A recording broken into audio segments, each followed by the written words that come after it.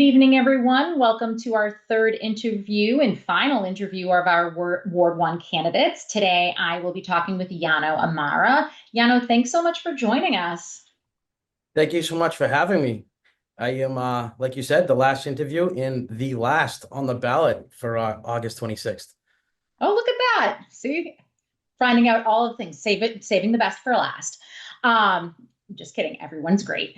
So Yano, we're just meeting for the first time. Love to know, as someone who's not run for public office before, what excites you and motivates you about joining this race? So there is a few things. Before we get into that, I do want to thank Joanne Campbell for her 10 years of service. She's done a wonderful job, and I want to wish her, you know, happiness and health in her future endeavors. And, this is going to be an exciting race, the 26th. There are two other great candidates involved in this race. We all serve the city in different capacities. So, either candidate will be great for this role. And, part of the reason why I do want to run is to be the new voice of Ward 1, the West Side, where I've lived, day circle, 39 years of my life, and, the voice of the South End as well. In When you're talking about a new voice, what are you thinking what new voice are you going to bring to that role? So I want to be, I want to be available for all the constituents in the ward. Like I said, West Side and South End. I want to be responsive to them. I want to, I want them to feel that they can reach out to me at any time. I'm seen all over the city, whether it's Library Park, softball fields, the O'Brien Ice Rink, which I grew up my whole entire life playing hockey. I'm in and out of there quite a bit. Um, Woburn Country Club is another hidden gem in Ward 1 that people do tend to forget or that we even have. I currently do sit on the Woburn Golf and Ski Authority. This will be my 6th year. So Woburn Country Club does have, a spot in my heart. I grew up on it. I basically live off the second hole in the conservation area, so I used to walk to the country club. So yeah, I want the people to know that they can always reach out to me. They can find me, email, anything, because I want them to be heard. That's what's most important. Great, thank you. What do you think are the top three issues facing Ward 1? So Ward 1, definitely traffic. Traffic is a big issue all over the state, the city, other cities. Traffic is one. Like I just touched upon, constituent services and Han Pond and the changes and updates and issues at Han Pond that need to be addressed. We have a good core group that is down at the pond right now, and it's great to see because growing up, I feel like there wasn't this much activity at the pond as there is now. So those are the 3 points that I'll probably touch on for the Ford one. Okay, great.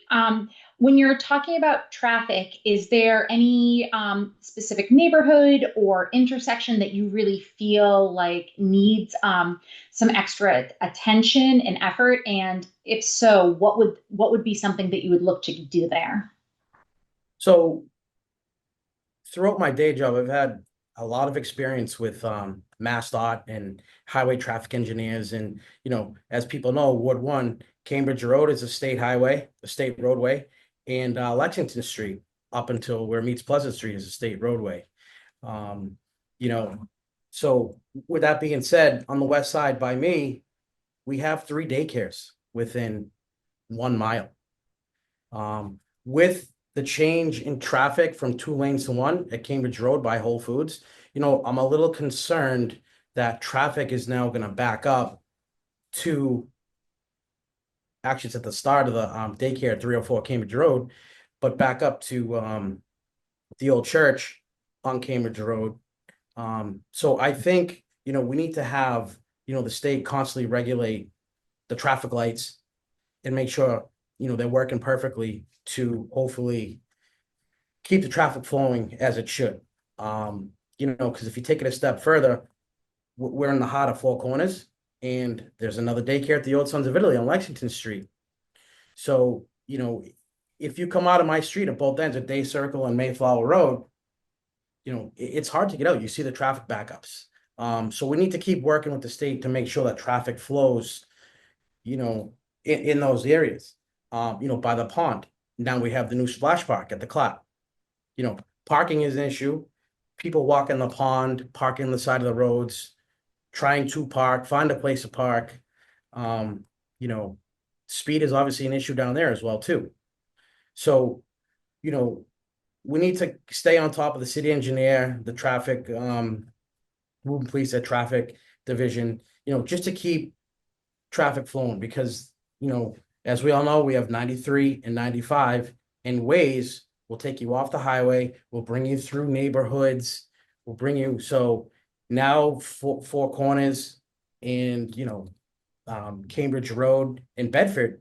I mean, even that one, I know the state has started, or will be starting their project to enhance that area, but with Waze, it redirects you to every direction in the city. So whether it's through neighborhoods, we're starting to see a lot more traffic, and there's a ton of traffic in the Four Corners west side. And, some people today might go through Cambridge Road, through Winchester, take the left on Lake, and go that way to Woburn Center, as Lexington Street is constantly backed up between 4 and 6:30 p.m. So, you guys will laugh the way I would go to get to Woburn Center from my house. So we'll save that for a rainy day. But yeah, we're starting to see a constant flow and more traffic through neighborhoods, neighborhood areas, and we need to stay on top of that with the state and the city. That makes a lot of sense. We know from the neighborhood just how busy different areas have become, and especially on days where 95 and 93, if they're gridlocked, Waze absolutely will send you through the city. So totally understand where that can happen. So the city council, as you know, is a group of elected officials, but no one councilor has all the power or more power than any other. How would you work with your fellow councilors and the mayor to advance your goals for Ward 1? So great question. Growing up in Woburn, as you know, I believe did you grow up in Woburn? Yeah. So, everyone pretty much knows everybody. I do have a lot of friendships with the current council. I am the campaign manager for Rob Toro's, or I should say was the campaign manager for Rob Toro's campaign. But just having those friendships with city councilors and, I guess becoming closer to other city councilors that I'm not close with. But, collaborating with all of them, listening, just working together as a whole. Woburn it's a great city. Everyone wants to come to Woburn. Businesses, families, so, working together, collaborating with them, being seen at events, hearing constituent complaints and bringing it up to other city councils, getting their opinions and, whatnot. But, working together overall, having those friendships, I think goes a long way as making decisions within the city. Keeping on that city council role, what do you see as the council's role playing in the school budget, as we see the school budget being the highest budget in the city and just the increasing needs of the schools? Where do you see that role is for the city council? So obviously it's a very touchy subject, but I am a product of Woburn Public Schools. My mother works within the Woburn school system for 26 years, I believe. So I fully support, our school system, and, we should be responsible for every child's, education and whatnot. But, I would like to see, more transparency with the school committee and city council. I know they have meetings and there's, a city council representative and the city council president, but we need more collaboration with the school committee. You know, obviously it is probably the highest budget, amongst the city, but, we need to have more detailed conversations and more engagement with, you know, the school committee and the city council. Um, with that being said, the city can give the school committee their budget. The school committee dictates what they do. I'm pretty sure it's a law. The school committee dictates what they do with that budget. So, the more that we know and the more that we're engaged, we can relate all that information, to our constituents and all the residents in the city. You know, um, it's kind of crazy because just on the campaign trail, a lot of people still don't even know about this election, which blows my mind. And, everyone just thinks it's November. Oh, your race is in November. I see your signs everywhere. I'm like, no, it's August 26th. Like it's almost a week away now. So, but yeah, we just need a little bit more, collaboration so we can relay all that information to our, constituents and residents of the city and just make sure that, or try to make sure the best we can to make people aware of what's going on and, why the school budget is the way it is. Thank you. And staying on the topic of budgets, Woburn, like a lot of communities, is facing increasing costs to maintain services, from the schools to public safety to infrastructure. How would you balance the need to fund these critical city services with the goal of keeping Woburn affordable for all its residents? So that's a great question. We have the best, first responders. We have the best police department. Um, cheers to Chief Rufo in his retirement. Wish him the best. Brian McManus does live in my neighborhood. He is the new chief. So I know him pretty well. And Clark Kent, the fire chief. I mean, we have a great fire department. We have the best resources. But to answer your question, balance. In everyday life, no matter what it is, everything is increasing. So, with that being said, we need more balance to keep the taxes down. We need what's the word I'm looking for? More like strategic development. To keep the taxes down that don't really impact our residents in the schools. Because prior developments, we've done a lot of overdevelopment. So we need to change those ideas that don't impact residents, that don't impact schools, but generate enough tax dollars to help keep, our taxes down. And, also too is living in this community for a long time, there's a lot of great small businesses, and as taxes increase, the commercial tax rate will increase, we're going to start to lose, our little, our small businesses, mom and pop places, throughout Woburn Center. We can't afford to, they're staples in the city. So we need to help protect them too. So, with balance in different strategic developments, I think will help, with the taxes. Obviously, again, everything in life increases. So, again, Woburn is on the lower tax rate throughout the state, but we just can't keep increasing taxes to price out our senior citizens and small businesses. The big corporate conglomerates, I get it, they can afford that stuff. I'm in the corporate industry, so I see it firsthand. But we need to start protecting the people in Woburn, the small businesses in Woburn. So I think, with balance and strategic planning, I think would help with all that. Thank you. I know that that's a really complex situation that Woburn is facing, and so I always appreciate people being able to add kind of a voice to that. What's one way that you would improve transparency and accountability in Woburn city government as a city councilor? So, I've been thinking a lot about that. And, you know, I've spoken to the mayor a few times. I think that we need to have, well, I know there is one in place, but I think the residents need to know about maybe having a 5, 10, 15 year plan of what's ahead in the city. For instance, the issue, with the schools right now, the middle schools, the Alta Vista School, and some of the fire stations. I know some of that money is all, set aside and accounted for the fire stations, but, I think we need to inform the residents, 5 year, 10 year, 15, 20 year plan. Obviously, it's subject to change. Stuff does happen.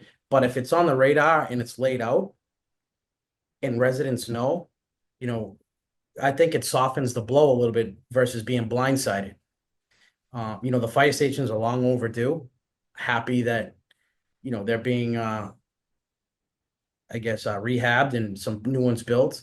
A lot of my friends and people I grew up with are on the fire department. I've been through some of the stations, so this is great. But going back to the schools, even if we decided tomorrow that a new school would be built, we're still about 5 to 7 years away of breaking ground. So for all the city infrastructure, going forward, I think in those plans, laying out to residents what needs to be done, I think that would soften the blow and make people aware and alert of what's coming down the road versus, all these tax increases, people complaining about right away. We know what's in that plan. We know what has to be done.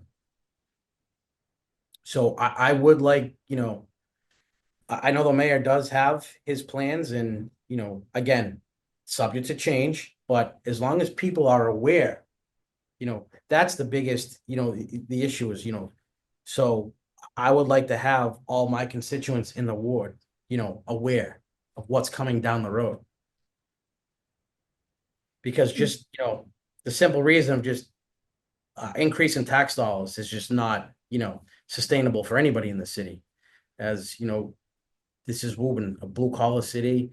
We have a lot of senior citizens in here, so we kind of need to keep everybody, happy and, make life somewhat easier for them, even though the increases with everything in life is out of our control.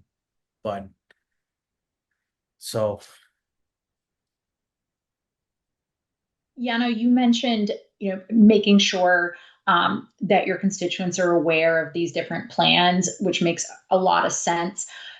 You also mentioned that when you've been door knocking or talking to folks, like they don't even know when the primary election is.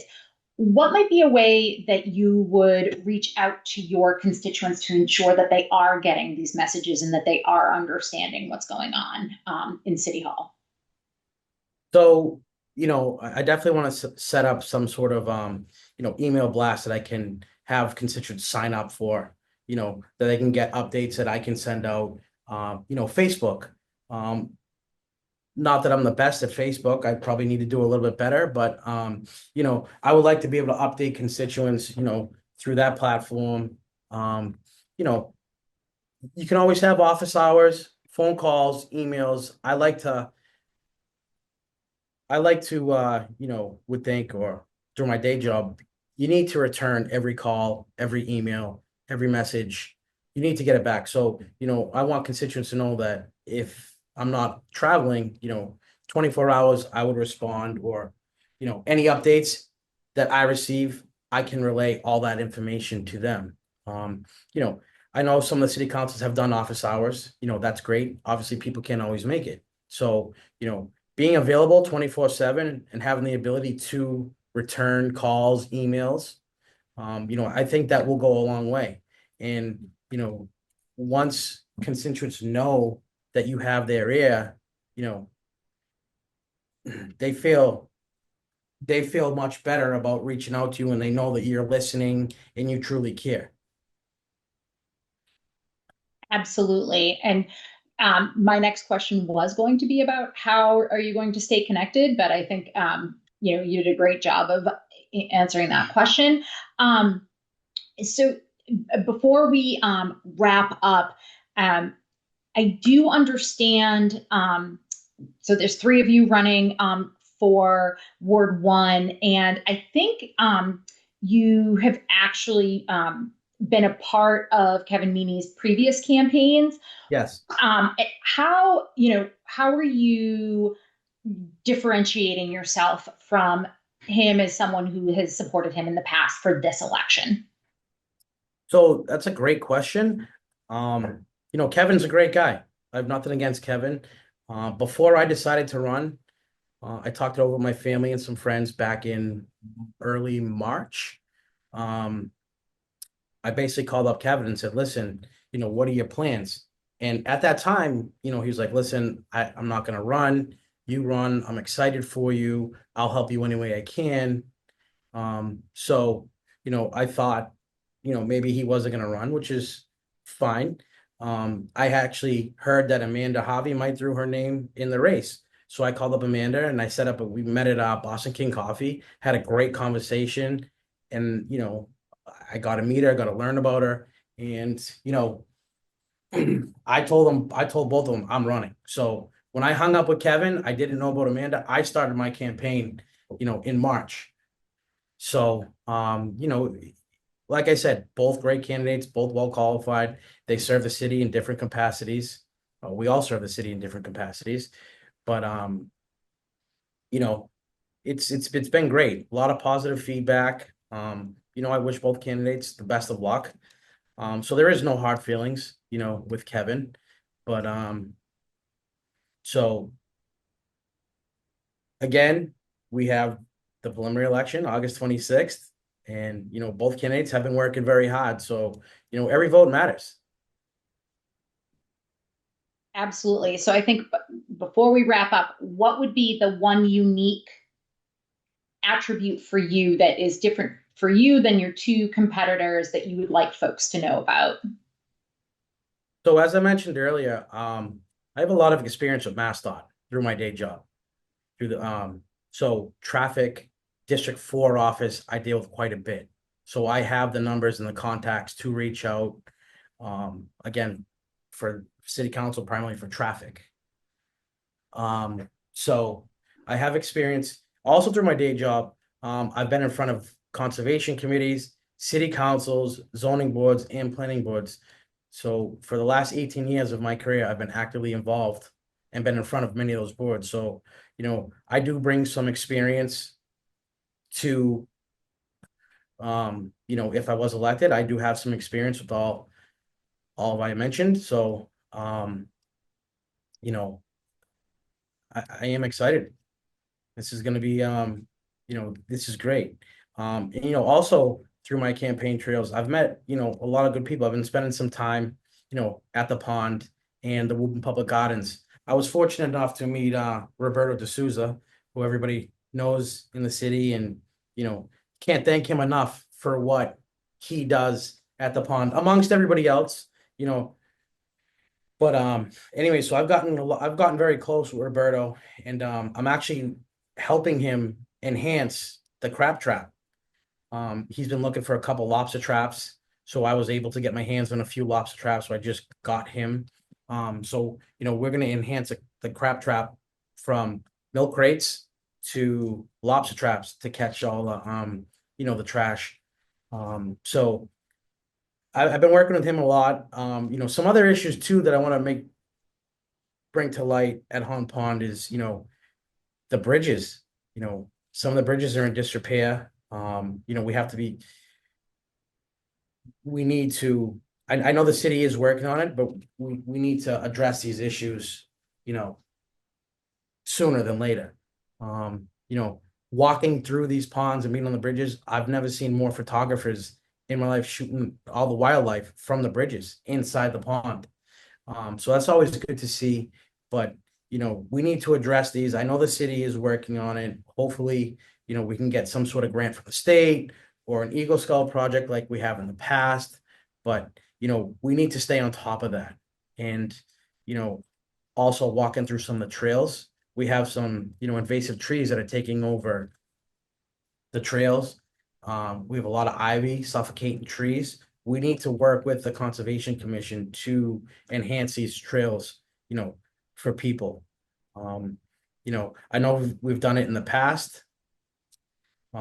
So it's you know, Hong Kong is, I guess, probably the jewel of the city. Um, you know, Also about me, I do serve in the Lions Club. So we have Lions Park at the pond. So a lot of people do tend to go there. And the Lions Club just purchased a golf cart. I think it's a six-seater golf cart to bring people in need or give them a ride out to Lions Park or around the pond, for any events that are at Lions Park or what's going around the pond. The Lions Club does do that. So we just got that. So hopefully, the word will get out in the city that we have this golf cart. If people watching this interview did end up going down to the Mayor's Field Day, the golf cart was there, and it's awesome. It has a license plate and an inspection sticker, so we can drive it on the road. So that is, you know, that's another great addition to the pond. But I also too want to address Woburn Police Department. We have motorcycles now, and we have a side-by-side car. The side-by-side car was at the Mayor's Field Day. This will help enhance, um, you know, security and police presence at the pond. Also with the motorcycles, they can get in and out around the pond versus a car, so which is good. And recently, or unfortunately, we just had somebody dump a lot of trash down by the Woburn, the public gardens. So, you know, unfortunately, with the new trash program, we're probably going to see a lot more of this in open spaces. And, unfortunately, we just experienced it, I think it was last week, tons of trash all down by the public gardens. So, and if you ever driven down there, there's really not much parking. There's about 4 spots to the entrance, and then if you drive down to the public gardens, there's about 5 spots. So, hopefully we can work with the city to make a few more spots for everybody that's involved with the public gardens and, you know, to keep up with the pond to make it a better place for everybody. Thanks, Yano. Before we go, where can people learn more about you if they're interested? So to learn more about me, Facebook, um, I have all my contact information on there, my email, yano.amara01@gmail.com. Also, my cell phone number, 781-953-3557. You can call me on that, text me, email, but I want everybody to know they can reach out at any time. And, I will do my absolute best to return any call or message, email within 24 hours. And it's great too, because I've had a lot of people reach out to me on Facebook and I've set up meetings with them. And so, Facebook is a good platform. In today's world, everybody's on Facebook.